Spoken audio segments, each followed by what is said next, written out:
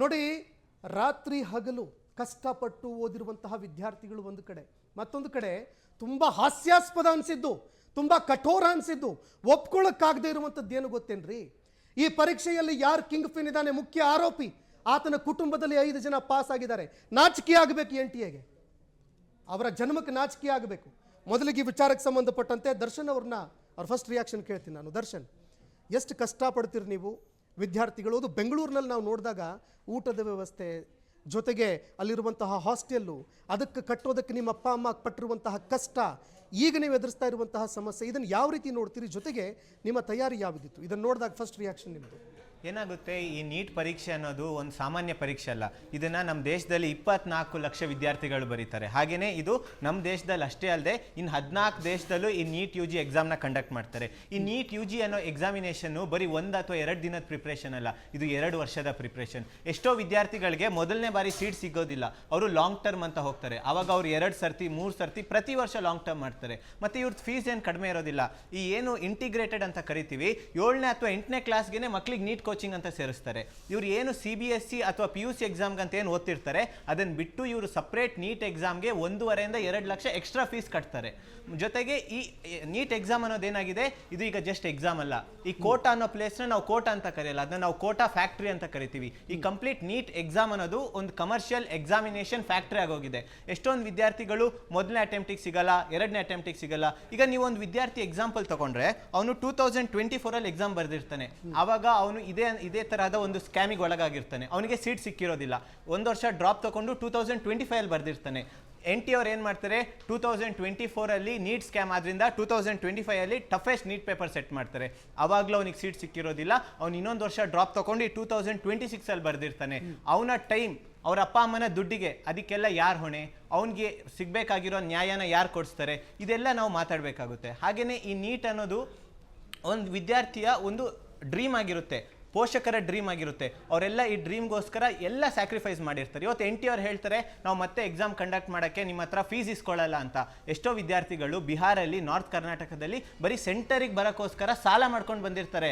ಈಗ ಕೋಲಾರ, ಚಿಕ್ಕಬಳ್ಳಾಪುರದ ಹುಡುಗರಿಗೆ ಬೆಂಗಳೂರು ರೂರಲ್ ಅರ್ಬನಲ್ಲಿ ಸೆಂಟರ್ ಹಾಕಿರ್ತಾರೆ. ಅವರೆಲ್ಲ ಸುಲಭವಾಗಿ ಸೆಂಟರಿಗೆ ಬರೋಕ್ಕಾಗಲ್ಲ. ನೀವು ಮತ್ತೆ ಎಕ್ಸಾಮ್ ಮಾಡ್ತೀರಂದ್ರೆ ಹುಡುಗರು ಮೆಂಟಲ್ ಸ್ಟೇಟೇ ಚೆನ್ನಾಗಿರಲ್ಲ. ಅವ್ರು ಎಲ್ಲೋ ದೂರ ಹೋಗಿರ್ತಾರೆ, ಎಕ್ಸಾಮ್ ಬರ್ದಿರ್ತಾರೆ, ಆರಾಮಾಗಿ ಮನೆಗೆ ಬಂದು ರೆಸ್ಟ್ ಮಾಡ್ತಿರ್ತಾರೆ. ಈಗ ಅವ್ರಿಗೆ ಮತ್ತೆ ಎಕ್ಸಾಮ್ ಅಂದರೆ ಅವ್ರು ಮತ್ತೆ ಅದೇ ಹಾಸ್ಟೆಲ್ಗೋ ಅಥವಾ ಮತ್ತೆ ಅವ್ರು ಹೋಗಿ ಎಕ್ಸಾಮ್ ಬರೆಯೋಕ್ಕಾಗಲ್ಲ. ಇನ್ನೊಂದಷ್ಟು ಹುಡುಗರು ಎಕ್ಸಾಮ್ ಮುಗೀತಲ್ಲ ಅಂತ ಅವ್ರದ್ದು ಹಳೆ ಬುಕ್ಸು ಪೇಪರ್ ಎಲ್ಲ ಸೇಲ್ ಮಾಡಿರ್ತಾರೆ ಸೀಟ್ ಸಿಗುತ್ತೆ ಅಂತ ಹುಡುಗರಿಗೆ ಏನು ಮಾಡಬೇಕು? ಅವ್ರು ಕಂಪ್ಲೀಟ್ ಆಗಿ ಒಂದು ಹೊಸ ಝೋನಿಗೆ ಬಂದಿರ್ತಾರೆ ಎಕ್ಸಾಮ್ ಮುಗೀತು ಅಂತ.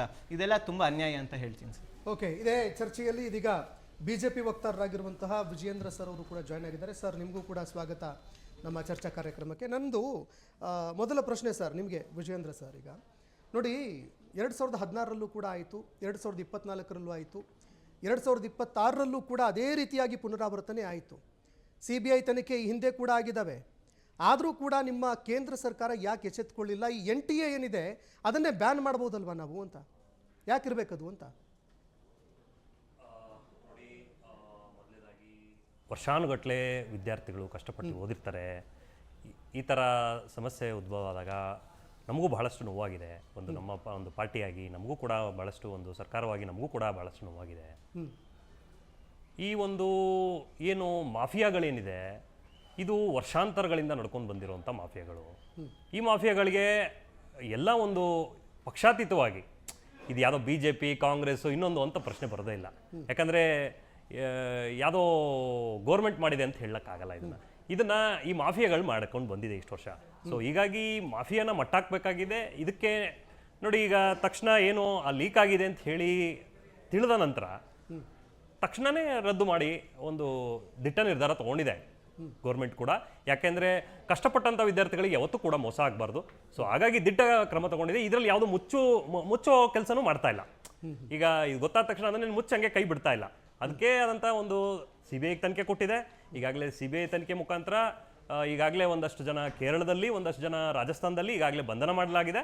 ಸೊ ನಮ್ಮದೇನು ಅಂದರೆ ಮುಂದಿನ ದಿನಗಳಲ್ಲಿ ಇನ್ನು ದೊಡ್ಡ ಮಟ್ಟದಲ್ಲಿ ಈ ಸೆಕ್ಯೂರಿಟಿ ಆಗಿರ್ಬೋದು ಅಥವಾ ಈ ವಿದ್ಯಾರ್ಥಿಗಳ ಒಂದು ಹಿತದೃಷ್ಟಿಯಿಂದ ಭಾಳಷ್ಟು ಕ್ರಮ ಕೈಗೊಳ್ಳಬೇಕು ಅಂತ ಹೇಳಿ ಈಗಾಗಲೇ ತೀರ್ಮಾನ ಮಾಡಲಾಗಿದೆ. ರಾಜಸ್ಥಾನದಲ್ಲಿ ಒಬ್ಬರು ದಿನೇಶ್ ಬಿವಾಲ್ ಅಂತ ಸಿಗ್ತಾರೆ. ನಿಮ್ಮ ಪಾರ್ಟಿ 2014ರಲ್ಲಿ ನಿಮ್ಮ ಪಾರ್ಟಿಯಲ್ಲಿ ಅವ್ರು ಗುರುತಿಸ್ಕೊಂಡಿದ್ರು.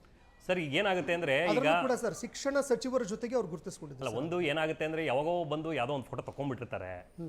ನಾನು ಏನೋ ಹೇಳ್ತಾ ಇದ್ದೀನಿ, ನಿಮ್ಗೆ ಅರ್ಥ ಆಗ್ತಾ ಇದೆ. ಯಾವುದೋ ಒಂದು ಫೋಟೋ ತಗೊಂಡ್ಬಿಟ್ಟು ಅಧಿಕೃತ ಮೆಂಬರ್ ಆಫ್ ಪಾರ್ಟಿ ಸರ್, ಅಲ್ಲ, ನಾನು ಜಿಲ್ಲೆಯಲ್ಲಿ ಒಬ್ಬ ಅಧಿಕೃತ ಹುದ್ದೆಯಲ್ಲಿ ಸರ್ ನಾನು ಅದೇ ಹೇಳ್ತಾ ಇದ್ದಲ್ಲ, 2014 ನಂತರ ಈಗ ಈ ಸದ್ಯದಲ್ಲಿ ಯಾವ್ದಾರು ಇದಾರ, ಇನ್ನೇನೋ ಹಿಂದಿನ ದಿನಗಳಲ್ಲಿ ಏನೇನಿದ್ದಾರೆ ಅನ್ನೋದು ಸ್ವಲ್ಪ ನೋಡ್ಬೇಕಾಗ್ತದೆ.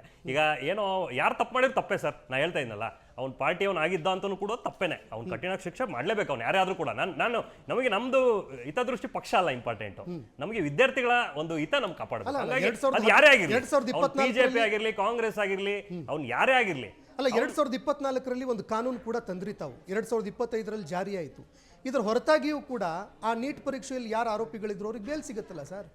ಸರ್ ಈಗ ಬೇಲ್ ಸಿಕ್ಕಿದೆ ಅಂತಂದ್ರೆ, ಈಗ ನೋಡಿ, ಬೇಲ್ ಬಿಜೆಪಿ ಕೊಟ್ಟಿಲ್ಲ, ಬೇಲ್ ಕಾಂಗ್ರೆಸ್ ಕೊಟ್ಟಿಲ್ಲ, ಕೋರ್ಟ್ ಮುಖಾಂತರ ಅವ್ರು ಬೇಲ್ ತಗೊಂಡಿದ್ದಾರೆ. ಈಗ ಏನಾಗುತ್ತೆ ಅಂದ್ರೆ, ನಿಮ್ಗೆ ಗೊತ್ತಿದೆ ಆ ಕೋರ್ಟ್ಗೆ ಅವರು ಯಾವ ರೀತಿಯಲ್ಲಿ ವಾದ ಮಂಡನೆ ಆಗಿದೆ, ಅದೆಲ್ಲ ದೊಡ್ಡ ಲಾಂಗ್ ಪ್ರೋಸೆಸ್, ನಿಮಗೂ ಗೊತ್ತಿರೋ ವಿಚಾರನೇ. ಅದ್ರ ಬಗ್ಗೆ ನಾವು ಅದು ಚರ್ಚೆ ಮಾಡೋದ್ರಿಂದ ಉಪಯೋಗ ಇಲ್ಲ. ಬಟ್ ಏನು ಅಂದ್ರೆ, ಮುಂದಿನ ದಿನಗಳಲ್ಲಿ ಕಠಿಣ ಏನು ಕ್ರಮಗಳನ್ನ ನಾವು ತಗೋಬೇಕು ಅಂತ ಈಗಾಗಲೇ ನಿರ್ಧಾರ ಮಾಡ್ತಾ ಇದೀವಿ ಕೂಡ. ಸೊ ಈ ಬಾರಿ ಏನು ಆಗಿದೆ ಈ ತಪ್ಪು, ಇದರಲ್ಲಿ ಖಂಡಿತವಾಗಿಯೂ ನಾವು ವಿದ್ಯಾರ್ಥಿಗಳ ಹಿತದೃಷ್ಟಿ ಕಾಪಾಡಲೇಬೇಕಾಗ್ತದೆ. ಯಾಕಂದ್ರೆ ಇಲ್ಲಾಂದ್ರೆ ನಾವು ಅದನ್ನು ಮುಚ್ಚಾಕ್ಬೋದಾಗಿತ್ತು. ಮುಚ್ಚಾಕೋ ಪ್ರಶ್ನೆ ಅಲ್ಲ ಇದು. ಇದೇನಂದ್ರೆ ಕೇಸ್ಗಳು ಪುನರಾವರ್ತನೆ ಆಗ್ತಾ ಇದಾವೆ ಸರ್. ಈ ಪ್ರಕರಣ ನಾನು ಅದನ್ನ ಹೇಳ್ತಾ ಇದ್ದೀನಲ್ಲ, ಅಲ್ಲ, ಈಗ ಖಂಡಿತ ಸಿಬಿಐ ತನಿಖೆ ಮೇಲೆ ಯಾರಿಗೂ ಭರವಸೆ ಉಳಿದಿಲ್ಲ. ಅಲ್ಲ, ಈಗ ಒಂದೇನಂದ್ರೆ ಏನಾಗುತ್ತೆ ಅಂದ್ರೆ ಸರ್, ಈಗ ಸಿಬಿಐ ತನಿಖೆ ಮಾಡಿ ಕಳೆದ ಬಾರಿ ಏನು ನೀವು ಹೇಳ್ತಾ ಇದ್ದೀರಿ, ಅವಾಗೂ ಕೂಡ ಅರೆಸ್ಟ್ ಮಾಡಿತ್ತು ಕೆಲವೊಬ್ಬರನ್ನ, ಮಾಫಿಯಾ ಮಾಡಿದಂಥವ್ರನ್ನ. ಈಗ ಬೇರೆಯವ್ರು ಉಟ್ಕೊಂಡಿದ್ದಾರೆ, ಇವ್ರನ್ನೂ ಮತ್ತೆ ಈಗ ಅದನ್ನ ನಾಶ ಮಾಡಬೇಕಾಗಿದೆ. ಆ ಮಾಫಿಯಾ ಅನ್ನೋದೇ ನಾಶ ಮಾಡಬೇಕಾಗಿದೆ ಒಟ್ಟು ನಮ್ಮ ಹೇಳೋದಾದ್ರೆ.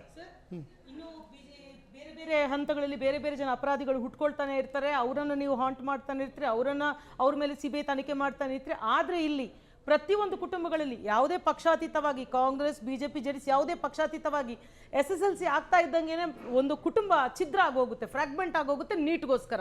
ಮಕ್ಕಳಿಗೆ ಹಾಸ್ಟೆಲ್ ಹುಡುಕು, ಇಂಟಿಗ್ರೇಟೆಡ್ ಕೋರ್ಸ್ ಹುಡುಕು, ಇನ್ನೊಂದು ಊರಿಗೆ ಅಲ್ದಾಡು, ಅಲ್ಲಿ ಕುಟುಂಬದವರು ಯಾರಿದ್ದಾರೆ ಅಂತ ನೋಡು, ಅವ್ರ ಫುಡ್ ವ್ಯವಸ್ಥೆ ಮಾಡು. ಇಷ್ಟೆಲ್ಲ ಆಗಿ ಅವರ ಮಾನಸಿಕ ಸ್ಥಿತಿ, ಅವರ ಫಿನಾನ್ಷಿಯಲ್, ಎಮೋಷನಲ್ ಎಷ್ಟೊಂದು ಇನ್ವೆಸ್ಟ್ಮೆಂಟ್ ಮಾಡಿರ್ತಾರೆ. ಅದೆಲ್ಲವನ್ನ ಇಟ್ಕೊಂಡು 2 ವರ್ಷ, 3 ವರ್ಷ, 4 ವರ್ಷ ಒಬ್ಬೊಬ್ರು ನೀಟ್ ಜಯಿಸೋದಕ್ಕೆ ಇನ್ವೆಸ್ಟ್ ಮಾಡುವಂಥ ಸಮಯ, ಇದೆಲ್ಲವನ್ನು ಒತ್ತೆ ಇಟ್ಟು ಏನೋ ಒಂದ್ಸಲ ತಪ್ಪಾಗಿದೆ, ಆದರೂ ಈ ಸಲ ನಾವು ಮುಚ್ಚಿ ಹಾಕಿಲ್ಲ, ಪ್ರತಿ ಸಲ ಈ ಸಿಬಿಐಗೆ ತನಿಖೆಗೆ ಕೊಡ್ತಾ ಇದ್ದೀವಿ, ಮಕ್ಕಳ ಭವಿಷ್ಯದ ಜೊತೆ ನೀವು ಚೆಲ್ಲಾಟ ಆಡ್ತಾ ಇದ್ದೀರಿ ಅಂತ ಅನಿಸ್ತಾ ಇಲ್ವಾ? ಒಂದು ಎಲೆಕ್ಷನ್ಗೋಸ್ಕರ 2.5 ಲಕ್ಷ 2,40,000 CRPF ಯೋಧರನ್ನ ಬಳಸ್ಕೊಳ್ತೀರಿ. ನೆಟ್ಟಗೆ ಇದಕ್ಕೆ ಬೇಕಾದಂತಹ ಒಂದು ತಾಂತ್ರಿಕತೆ ಅಥವಾ ಮಾನವ ಸಂಪನ್ಮೂಲ ಬಳಸ್ಕೊಳ್ಳಿಕ್ಕೆ ಆಗ್ತಾ ಇಲ್ಲ. ಪ್ರತಿ ವರ್ಷ ಸಿಬಿಐ ತನಿಖೆ ಮಾಡ್ತಾ ಮಕ್ಕಳ ಭವಿಷ್ಯಕ್ಕೆ, ಕನಸುಗಳಿಗೆ ಕೊಳ್ಳೆ ಇಡ್ತಾ ಇದ್ದೀರಾ. ನಿಮ್ಗೆ ಬೇರೆ ಯಾವ ಕೆಲಸವನ್ನು ನೆಟ್ಟಗೆ ಮಾಡ್ತಾ ಇದ್ದೀರಾ ಅಂತ ಹೇಳಿ. ಮಕ್ಕಳ ಭವಿಷ್ಯ ಅಲ್ವಾ? ನೀವು ಯಾಕೆ NTA ತೆಗೆದು ಹಾಕೋಣ, ನಮ್ಮ ರಾಜ್ಯಕ್ಕೆ ನೀಟ್ ಬೇಕಾಗಿಲ್ಲ, ನಮ್ಮ ರಾಜ್ಯದ ಎಕ್ಸಾಮ್ ನಾವೇ ಮಾಡ್ಕೊಂಡು ಅಂತ ಯಾಕೆ ಹೇಳ್ತಾ ಇಲ್ಲ? ನಮ್ಮ ರಾಜ್ಯದ ಮಕ್ಕಳ ಭವಿಷ್ಯ ಬೇಕಾಗಿಲ್ವಾ? ನಮ್ಮ ರಾಜ್ಯದಿಂದ 2 ಲಕ್ಷ ಮಕ್ಕಳು ಅಟೆಂಡ್ ಆಗಿದ್ದಾರೆ ತಾನೇ. ಬೇರೆ ಬೇರೆ ರಾಜ್ಯಗಳಲ್ಲಿ ಉತ್ತರ ಪತ್ರಿಕೆಗಳು ಲೀಕ್ ಆದಾಗ ಗೊತ್ತಾಗಿದ್ದಕ್ಕೆ ಹೋಯ್ತು ಈ ಸಲ. ಇಲ್ಲಾಂದ್ರೆ ನಮ್ಮ ಮಕ್ಕಳು ಆ ಒಂದು ಏನು ಬಹಳ ಕೆಟ್ಟದಾದಂತಹ ಒಂದು ಪರೀಕ್ಷೆ, ಅದು ಎಲ್ಲರಿಗೂ ಎಕ್ಸಾಮ್ ಪೇಪರ್ ಸಿಕ್ಕಿದೆ, ನಮ್ಮ ಮಕ್ಕಳು ಹಿಂಗೆ ಹೋಗಿ ಬರಬೇಕು ಇಂತಹ ಮಕ್ಕಳು. ವಿಜೇಂದ್ರ ಸರ್ ಬರ್ತೀನಿ ನಾನು.